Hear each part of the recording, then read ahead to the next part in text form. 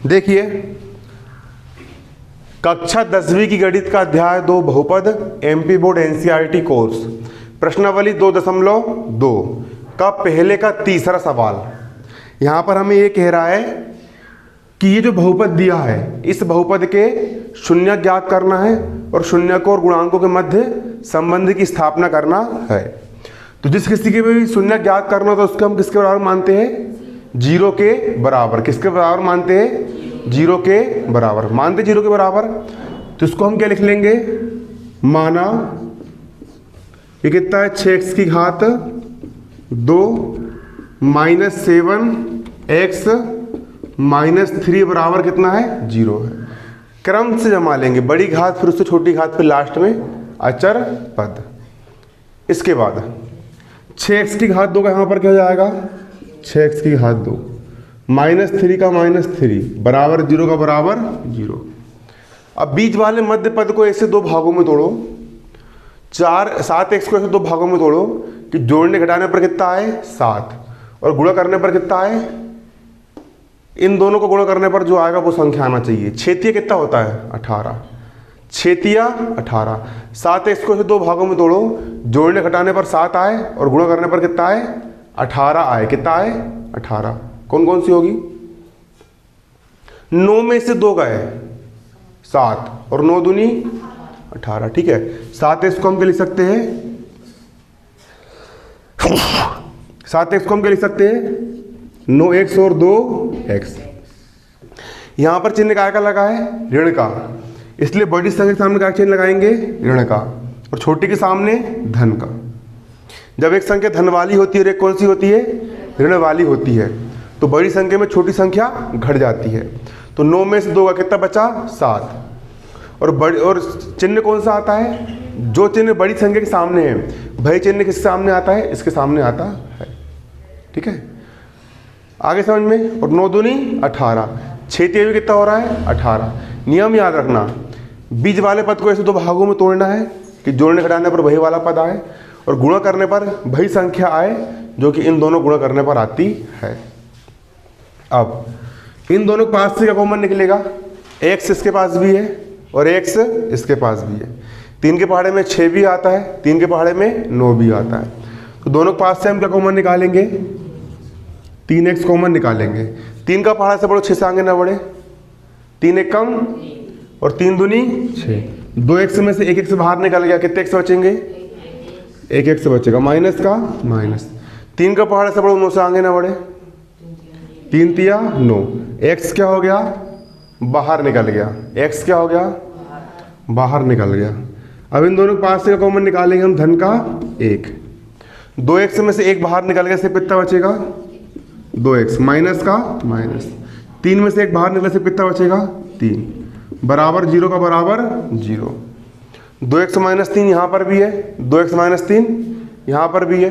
दोनों के पास से कॉमन निकाल लेंगे हम 2x माइनस 3 निकाले दोनों के पास 2x माइनस 3।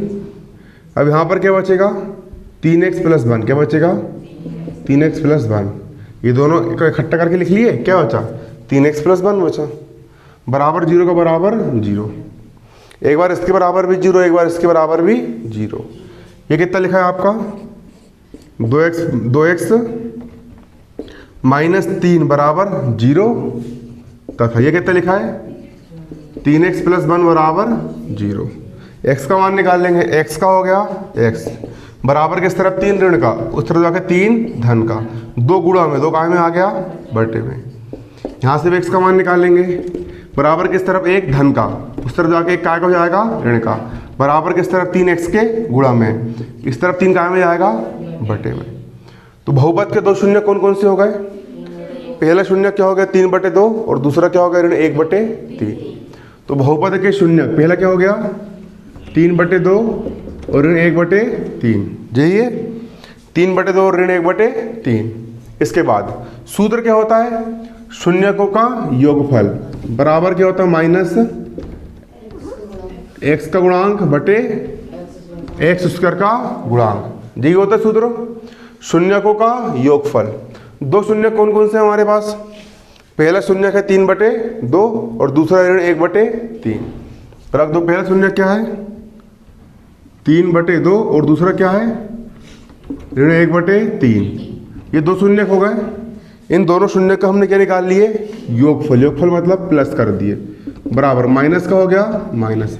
x का गुणांक कितना है x का गुणांक कितना है ऋण का 7।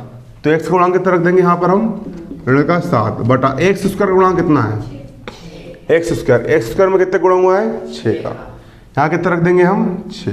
अब 2 और 3 का लघुत्तम कितना आएगा 3 दूनी 6 आ गया 3 दूनी 6। 2 का पहाड़ा से बढ़ो 6 से आगे ना बढ़े।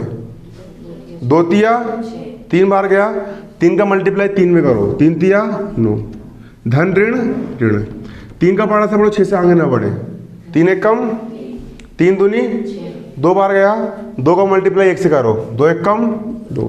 सिंपल भिन्न को हल करना है ना बराबर ऋण ऋण धन 7 का हो गया 7 बटे में कितना है 6 9 में से 2 गए 7 बटे में कितना है 6 बराबर यहाँ पर कितना है 7/6 आ गया लेफ्ट हैंड राइट हैंड बराबर। अगला क्या बोलता है यहाँ पर शून्यकों का गुणनफल।